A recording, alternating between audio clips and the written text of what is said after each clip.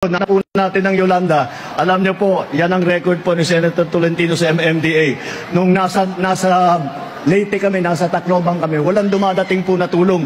Ang unang dumating na tulong ay galing kay Senator Tolentino ng MMDA. Unang dumating na tulong ay galing kay Senator Tolentino ng MMDA. Pakita mo talagang malalim ang pagmamahal niya sa taong bayan. It is a good afternoon for coming together to remember the victims of Yolanda.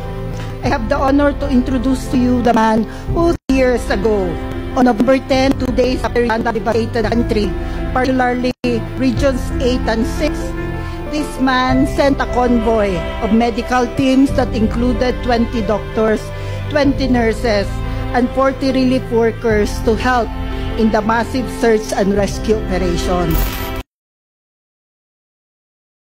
Pagkarami-raming vehicles yung basahin ko.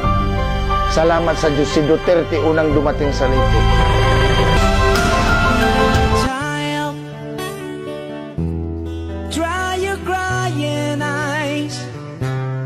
How can I explain the fear you feel inside? Guess you were born